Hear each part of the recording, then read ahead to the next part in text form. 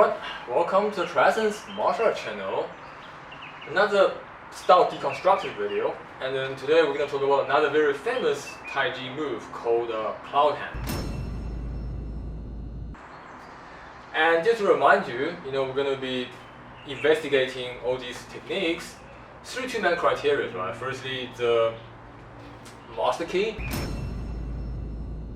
whether this move application can be generalized to most type of attack, so it's very highly specific, only working in certain situation, and that's generally not good. And secondly, outcomes razor, how complicated or how simple it is to pull it off. Naturally, the more complicated a move is, the less likely you're actually going to pull it off in a fight, and that makes the move less useful. With these two things in mind, let's see a few random examples of cloud hand applications that are found on YouTube. To receive and redirect and exploit the openings. Alright, so in this first example, the first and most obvious issue is that he's never been punched before, right? That's pretty obvious because he assumed that he can just grab a guy's punch like that. Well, surprise, this doesn't work in reality. Like, you can't. If a guy's punching at you for real, you're not gonna be able to precisely grab it. Even if you don't close your hand, right? Just precisely catching it with your hand is near impossible. And anyone who's been actually punched by people who know how to punch would know this. And secondly, a big issue with that approach is that he's relying on his bicep to actually do the move. Right. So we have this kind. See, your body starts to get redirected. And so this is here, and then I'm not pushing into you in any particular way. I'm just letting that glide in a way. You see how that makes you kind of feel off balance, right? Yes, sir. Yes, sir. Yeah, so let's come again. So we get to hear this kind of experience. And he's able to do that because the student first places his hand there and is already down and stationary. And I would say it's also a little off the target. It's not actually coming at him. And then once the student is already done with everything and it's not in motion anymore, then he goes like this and then he kind of lead it and then he tries to pull him off balance. So the problem with that is, if you're actually facing an incoming force that is actively coming towards you, which is a lot stronger in magnitude than a stationary arm, right? So if he's punching at me at that moment, even assuming I could catch him precisely with this move, I'm at a severe disadvantage because my arm is trying to push him out that way. And to do that, I can mostly only rely on my biceps, where he has his whole body rotating into this punch. So if you just ask a friend to slightly lean into you, and then you can see how hard it is to push him out to that way, okay? Because you can't use most of your body, you can only use the way he does it, right? Where he's extending the forearm, he's only using his bicep, and that's not enough force. Even if you try to catch someone's arm like that for real, you'll find it to be quite a struggle. And that way it's never going to work if a guy actually punches you for real. A remedy for that, not saying that you can catch someone's arm in the air like this, but a remedy for this particular conundrum that you're supposed to draw a circle that basically offset his linear force. But you can't just push out the way like this. You kind of have to do a circle in order to upset it and then hold it or something. Even though that doesn't actually work per se, but structure-wise, it's better than his approach. Under, right? Or I could come to this position. I could continue this to elongate you more, right? And then when we go to the other side, then we can drag you off balance. That's or continue to move the body. So I came here, maybe you'll punch with the other hand, so then this hand can reach, see, and we'll elongate that, and we can do that again. And now we have a good position. Catching the arm here, and then he can lead him off balance, and then you're able to swing him that way is all rubbish. And even more so when this other arm comes, but catch him that way. Same thing. If a guy's punching right into your center, and you try to push it out with your forearm, you're at a severe disadvantage, right? If you don't understand this, basically our muscles have more strength closing in than going out. Okay, you can grab a friend and try this, and it should be fairly simple. Like if you hold your arm here, I'm holding you in. It's much easier for me to hold you in than for you to breaking me out. The same thing if I try. Like it's much harder to do. Our muscles are not designed to do this. So when a guy's punching me here, his muscle is doing what his muscles are designed to do. I'm doing the opposite of the best, what my muscles are best designed for. So I'm already at a disadvantage. So you can't stop a punch like this. It's not ideal. Okay, maybe if you're a lot bigger, it could work, but as you have similar size and strength, it's not going to work. And that's the sign of a bad technique, right? Technique should work regardless of your physical superiority. If it only works when you're much bigger than a guy, it's bullying. You don't need technique. You can just bully the guy. And even worse is if the guy is actually doing a hook, right? Because a straight punch is so easy, but if the guy's doing a hook and you try to do this, you're gonna get your arm knocked back in and your face smashed in. If you remember on our video about single whip, we particularly talk about how you have to intercept the hook over there. Firstly, before his hook comes full momentum, and also you're driving a straight wedge in the middle of it, but you're not trying to push against the hook, right? So if you're doing a claw hand like this, you're basically trying to push against the hook, and it's not going to end well for you because muscles have better force this way than this way. So overall, that person never got ever punched for real in his life, and that's why he's teaching delusional techniques. One more time. So here, break the arm. Locking it up, you can even throw the person away, which is this part of the movement of clown hands. Okay, so the problem with this application is that it's way too complicated, right? So again, it's put under the assumption that a guy can punch and you can catch it, which you probably can't. And secondly, that the guy's arm isn't going to really track back, so you're going to be able to catch it and hold his arm and manipulate it and then drag him through. That whole thing is not going to work, not against the punch. And that's why that particular technique, it's just not going to work. First, you can't catch the hand, and secondly, you can't grab hold of the arm without the guy putting the punch back. Now, let's look at the next example. A head punch, if I get in early enough, I can even use a low one there. I'm not going to take that risk. I'm going to make it high enough to deflect. So this is your wing. I've got that automatically controlled. And of course, the movement moves around. 1, 2, 3. So if there's another punch, after that, there. Okay, again, this one is just way too complicated and it's highly specific, right? Firstly, it requires a guy to do a low kind of punch with the elbow bent in order for him to do this. The whole thing is the guy essentially takes this move that he knows is cloud hand and then try to shoehorn it into a highly specific situation to explain the highly specific move. And that's the problem. Like, he wasn't taught an actual application, in my opinion, or my assumption is that he would just, him or his teacher, whoever, just basically look at the move and like, okay, so the move moves like this, how can I best explain it?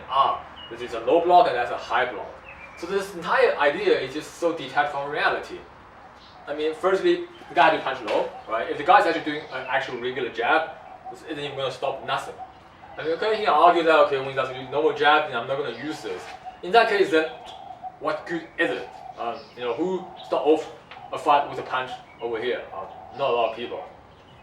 And secondly, even if you do assume this is the case and you did this, you have to also assume that he doesn't push in on you. You had to basically do this, and he had to willingly let go of this hand. Suddenly he forgets he has an arm here, and then punch you with the other one, and then you do that. Problem to that is, a lot of times, people that does a low punch, aka traditional martial art people, they also like to push in. So you do a low punch, and then they will try to drive into you, or cutting the distance and then do the punch because he's trapping your arm here. In which case, you're not going to be able to escape this to block that one. Unless you have, you don't have the base structure here, right? This is not as good a structure as he is, unless I'm like, completely going out here. But even in this case, he might just, delay me enough time to punch me in the face. So doing this just really is really trapping your own arm or giving your opponent a chance to trap your arm. And you better block with the other arm. It's absurd to think that you're gonna stop 2 punches with one arm like this. In fact, I think maybe the guy look at Wing Chun's, bang shou and pan shou, and so he could just, take that and apply to Taichi. It's a very different context, right? Because in bang shou, the hand is like here, so it's a superior structure. He can't collapse this structure easily because it's linear, right? It's different to here where he has more leverage against my elbow joint. So I'm at a weak position compared to him. So it's completely different. And lastly, when I'm here, the distance between his fist and my face is so short. So there isn't really enough time, even if he doesn't push hard against me, to just escape and catch this. It's going to be very narrow margin. If he punches fast and hard, there's a very good chance he will just punch through what I'm trying to stop him. Because again, this is not the best position for me either, right? Again, your joint and your muscle aren't supposed to go that way, but he's actually going the way that his muscles are designed for.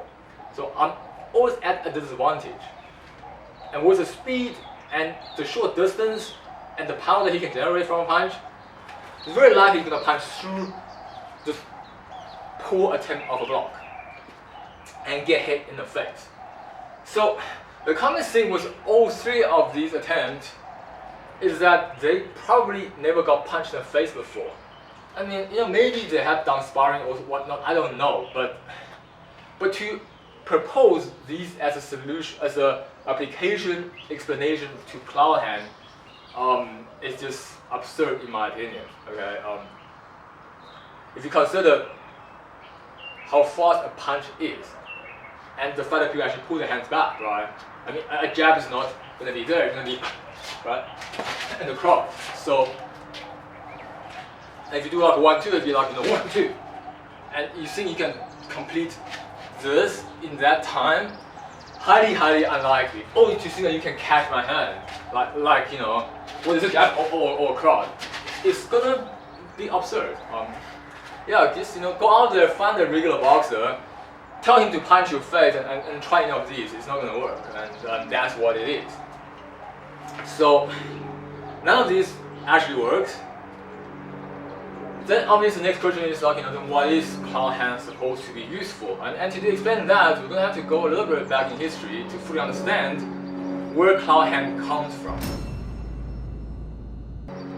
Now, there's no definitive evidence where exactly cloud hand comes from, other than the fact that Taichi Chen style originally came from the Jino Qijiguang's long fist. Okay, so that part is pretty much certain.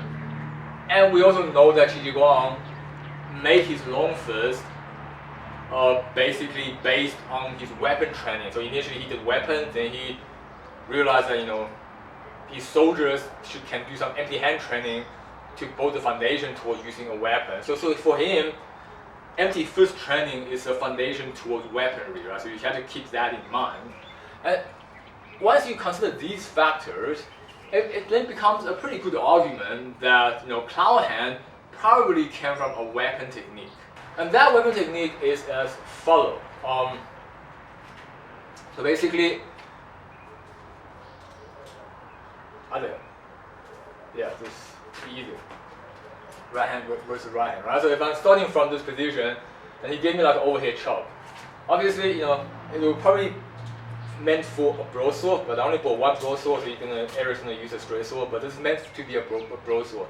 So the idea is that when he does overhead cut, I will block here, grab the hand, and then come around and chop whether it's the leg or the torso. So it goes like this, there, and there. And that's essentially what I believe to be the origin of cloud hand. Okay, and if you think about it, that's pretty much what you do. You draw a circle here, a circle there, and a cut, right? So I can literally do the cloud hand with the sword. So that's the motion. and then you repeat. And that's pretty much it. And you can also see this in other styles, such as the Northern long fist style, right? You see moves where they go like this.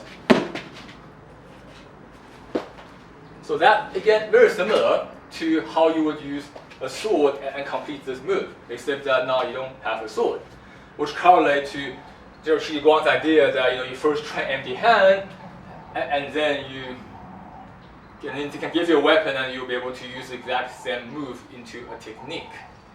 And not only, and this move appears a lot in very different styles, right? So in those Northern long fists, it goes something like this.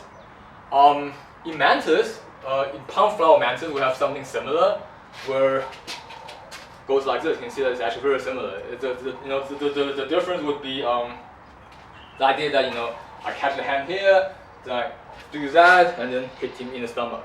Even the application is very similar.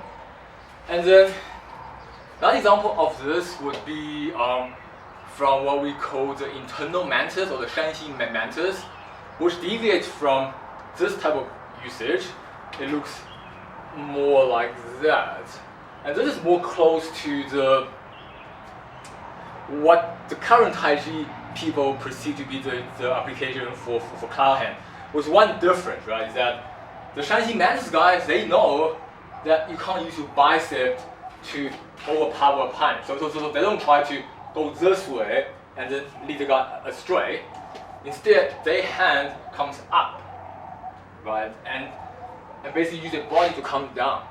So you have very minimal horizontal motion. It's just up and down, and he has no resistance towards up and down if you're going straight.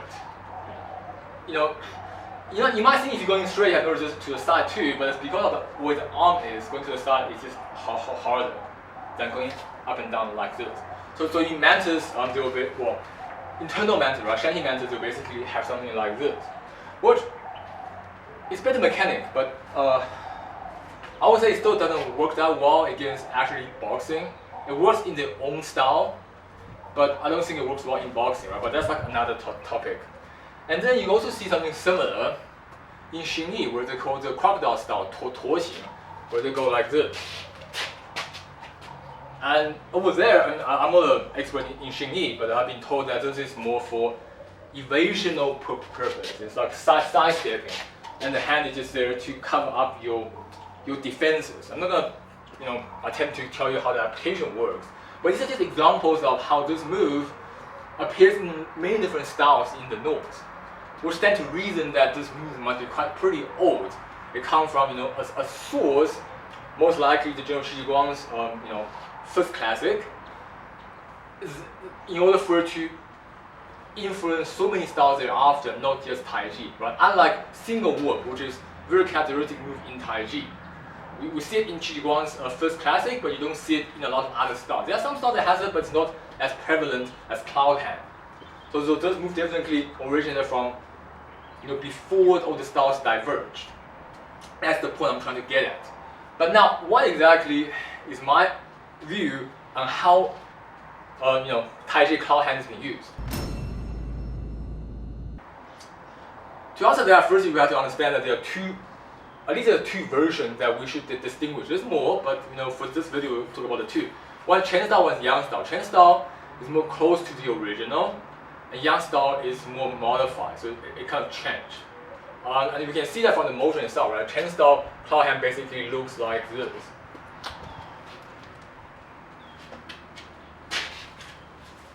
So you can see that it's a very horizontal motion, and the hand is also very horizontal, which correlates to the original saber technique, right? So you would imagine somebody punches, you want to catch it, but not pushing it to the side. But because remember back in the days, I've talked about this in the past, people have very sideways stance, right? It's like a day where Chinese martial art used to have a horse stance and bow stance. So assuming he's in a sideways stance and doing a punch, then this becomes a very easier to pull off, right? I'm just kind of sliding past, and once I'm trapping his foot, trapping off the foot, very big in Chinese martial arts. It's not useful nowadays, but for historical purpose, this is what they like to do back in the days. And then once I'm here, then I just need to come the thumb over, and then I'll throw out, through the compression of the shoulder and the hip, he's gonna fall. So that's essentially what Chen style would assume to be the usage of this. So this one you block, and then you trap, and then you throw. Is it useful? No. Unless the guy's fighting you, unless you find someone that's from the 1800s to fight from China. Otherwise, with the modern dynamic kind of stepping that people do, you're never going to be able to trap the foot like that. So I don't think it's useful. But if you want to say what is originally useful, this is most likely what is originally used for. And you can see that it's very similar to the saber move. So it's not a very far stretch from doing that to doing this. Alternatively, you can also catch this, open up, and then hit there. So that's another way you can interpret the Chen style cloud hand. Now, of course, we're not here to talk about Chen style, we're here to talk about Yang style. So what does the Yang style modified version of cloud hand looks like? Essentially, it's not as wide. It becomes kind of closer, so it's like here. And this hand kind of follows the elbow. And this hand become more vertically, well, like a triangle type thing. So it's more compacted, and that kind of, it goes together with the entire ideology of Yang style being more circular than Chen, while Chen style is more stretched out and spiral. Yang style is more expanding circular type of structure, right? So that kind of correlates to the style's ideology. Now, what is it used for? Well, so here's the thing. It's not that useful, right? The short version is that I don't think cloud hand is a move that still has a place in modern combat. Unfortunately, it comes from a time where people had way more static punches, and it simply don't translate well in modern day where people punch like boxing. But for the purpose of this video, I'm still going to explain how the mechanic works. So firstly, you don't want to push out with your bicep. I mean, the guy in the previous video basically talked about how he's like not pushing, but he's like diverting the guy's arm. But the thing is, if the guy's trying to punch you, it's coming at you. If you want to divert it to the side, you're gonna have to go against his force. It's a fallacy to think that he's coming at you, but somehow you can use a rotational force and somehow he's gonna go that way. You might be able to pull a guy straight back with you leaning out of the center, but you're not gonna be able to take him that way unless you break his force against you. And in Yang style Taichi, we do break that force. It's not with a bicep arm push, right? What we instead do is this correlates to my previous video about separation of yin and yang. Okay, so basically, once I'm here, I no longer engage in my arm muscle, so those become a structure. And instead, my back and waist to moving all the way. Notice that difference, right? It's not this. My whole body is together, and I do that. And once you're here, you can feel that there's more force behind it, right? And also, it's not a thing where I'm just trying to catch you like this. Because if you feel this, you can still push me. This is if you give me all your force, I'm still going to be able to keep you there. So the trick is basically deactivate this, keep the structure, use the back and hips to move. That way in the form, you don't do this like Chen style. I'm not saying Chen style is bad, it's for different reasons, right? Chen style is trying to catch and then trying to throw. That's why the arm extends like that. Whereas in Yang style, we're not trying to do that, so the hand is relatively unextended. It comes here, extend a little bit, and then goes here. So the whole point, the whole time, your arm is not really moving. Your body is, right? Your spine, your back, your hips. So that's what is actually receiving the incoming force and moving him to the side. It makes it a lot harder to stop. And if once I receive the force, I move him here. If I then suddenly do that, I can give him a bit of a shock, which allows me to do the next move. And then you might think, okay, then, given this context, this move can work. Problem is, it was designed for a time where people want to overpower you with structure. So imagine if I'm against a Yiquan guy who's trying to come with his structure and overpower me, then I can feel that structure and then I can do that and then try to take him off balance. It doesn't work in boots nowadays where people just punch you like boxing. You're not gonna catch it. And even if I do catch it, there's not enough time to apply the rest of the force. I can't catch him in that split second and take him off balance. It just doesn't work. So it's an old relic of a time where people fought very differently in China. Right? Whether it's like Yiquan or among Taichi themselves, in Taichi they will start off with like the push hand, right? Like a lot of time talk about was the opening pose in Taichi, 懒雀尾, right? Grasping a sparrow wing or swallow wing or peacock wing.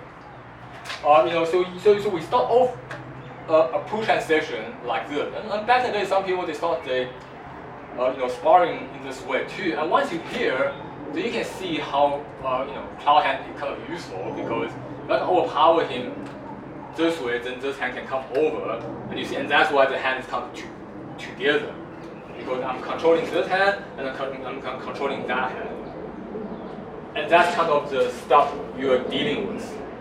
And it works well when other guys also doing Taichi. Of course, you're not gonna do this all day long, but it's one of the ways to try to get to a guy, right? For example, if you start off in a push-up position, I can catch him off here, then just go for him, and if he stops there, but I feel like he's not really paying attention, I can sneak in a punch there, for example.